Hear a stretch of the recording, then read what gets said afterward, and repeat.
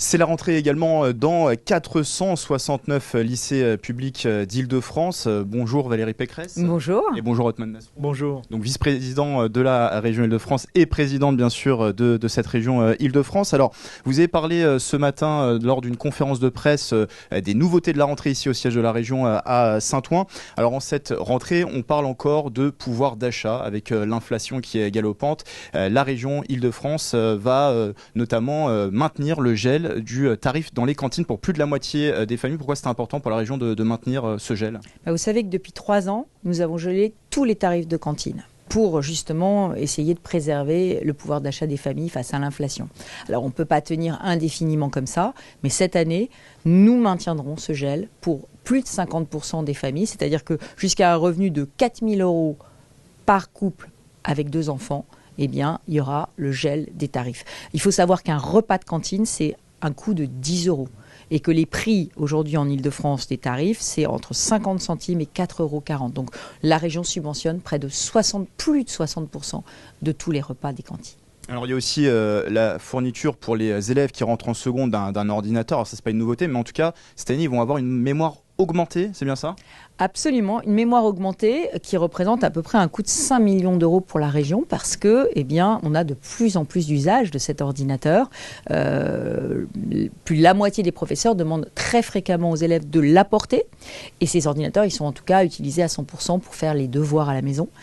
C'est un très gros outil d'égalité de tous ces jeunes face au numérique et ça permet de mettre tous les élèves vraiment dans des conditions identiques d'apprentissage, ce qui était très important pour moi parce que vous le savez en Île-de-France, nous avons 35% d'élèves boursiers qui n'ont pas forcément accès à un ordinateur personnel à la maison et ça représente, avec les manuels numériques qui sont embarqués, un coût de 600 € pour un élève de seconde, 270 en première, 240 € en terminale. Alors, il y a une nouveauté d'ailleurs en cette rentrée 2023 pour accompagner les jeunes, c'est le lancement de l'application La Base qui sera disponible sur Google Play et aussi sur l'App Store. Alors La Base concrètement, c'est une application qui va recenser donc les aides et bons plans pour les jeunes de la région, les 15-25 ans. Absolument, les jeunes de 15-25 ans trouveront sur La Base toutes les aides de la région. Alors ça peut être des aides transport, on a une aide de 100 € pour l'achat d'un vélo, on a une aide de 400 € pour l'achat d'un vélo électrique. Ça peut être aussi pour pratiquer une activité culturelle ou sportive, ils auront un portefeuille de 100 € qu'ils pourront utiliser pour soit s'inscrire dans un club sportif, soit s'inscrire dans un conservatoire, par exemple. Et puis, il y aura tous les bons plans de la région, c'est-à-dire la billetterie sociale des Jeux Olympiques et Paralympiques, 4000 places pour la Coupe du Monde de rugby, un certain nombre de places de concert que nous avons et que nous mettons à leur disposition. Il y a aussi l'accompagnement des jeunes, notamment dans la lutte contre le décrochage scolaire. Alors vous avez parlé, vous, Othmane Nasrou, ce matin, du lancement d'Oriane. Est-ce que vous pouvez nous en dire un peu plus ? Quel est le concept ? Comment ça marche ? Oui, on a créé en Île-de-France, avec la présidente de la région, une agence dédiée à la réussite, à la promesse républicaine, à l'orientation qui s'appelle Oriane et qui va aller chercher tous les jeunes que nous n'arrivons pas à atteindre aujourd'hui pour leur proposer des formations, la découverte des bons métiers qui recrutent aujourd'hui en Île-de-France et qui ne sont pas toujours connus des jeunes, en allant les chercher là où ils sont. Sur les territoires, on aura un bus de l'orientation qui va sillonner l'Île-de-France à partir du mois d'octobre, mais aussi sur les formats numériques aujourd'hui qui sont utilisés par nos jeunes. Il y a cette application La Base dont a parlé la présidente de la région, mais il y aura aussi la capacité à aller chercher ceux qui sont en décrochage sur les réseaux sociaux, à les repérer, à les mobiliser. Ça sera aussi la capacité d'aller leur proposer toutes les aides que nous avons aujourd'hui mises en place, avec par exemple le permis de conduire, que nous prenons en charge en Île-de-France. On en finance 3000 désormais tous les mois. Et puis toutes les formations aussi qui sont proposées avec par exemple le revenu jeune actif, c'est-à-dire une formation professionnelle qualifiante et un revenu pour pouvoir suivre cette formation à condition d'aller au bout, faire un métier qui nous mène à la réussite. Et c'est tout ce travail d'insertion qui a été voulu par la présidente. On a tout remis à plat avec un souci d'efficacité parce qu'on doit à chacun de nos jeunes de leur proposer un chemin vers la réussite sur tous les territoires en Île-de-France. Et puis en cette rentrée 2023, il y a bien sûr la poursuite du plan d'urgence pour les lycées. On le rappelle, 6,6 milliards d'euros qui sont alloués à cet investissement. C'est le 3e poste de dépense en France, c'est ça, le 3e plan d'investissement derrière le Grand Paris et derrière les Jeux Olympiques et Paralympiques de Paris 2024. Alors avec plusieurs chantiers, notamment des chantiers d'envergure qui ont déjà été livrés. On peut parler peut-être du lycée Jules Ferry à Versailles, puisque ça concerne les Yvelines, qui est donc livré un grand chantier de rénovation. Oui, un grand chantier de rénovation Jules Ferry qui était très attendu, avec des ateliers, avec la demi-pension. Toujours très compliqué de faire des travaux dans un site historique à Versailles. Et puis nous avons 3 chantiers en cours.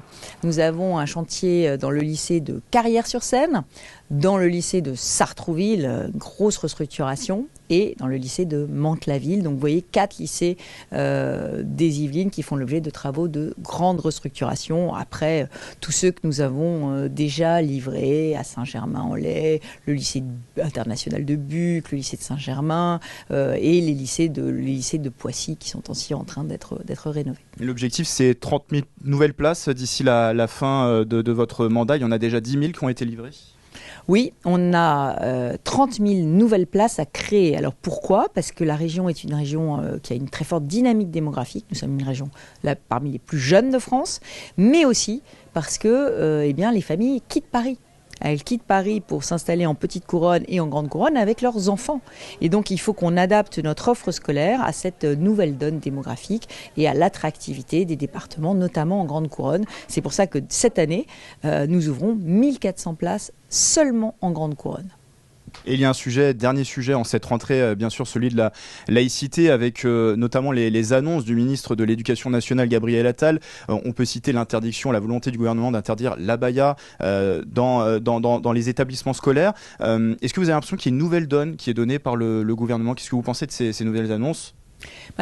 D'abord, ce que je veux dire, c'est que la loi de 2004, qui prohibe tous les signes ostentatoires religieux, pour moi, à l'évidence, interdit l'abaya ou le camis dans les établissements scolaires. Mais le problème, c'est que sur ce sujet-là, on a laissé les proviseurs et les équipes pédagogiques seuls pour faire appliquer cette loi de 2004. Et donc, moi, je me félicite que le ministre de l'Éducation nationale ait enfin eu une parole claire sur ce sujet, parce que j'alertais sur les difficultés qu'avaient les proviseurs face à des jeunes qui venaient de plus en plus dans des tenues qui n'étaient pas réglementaires.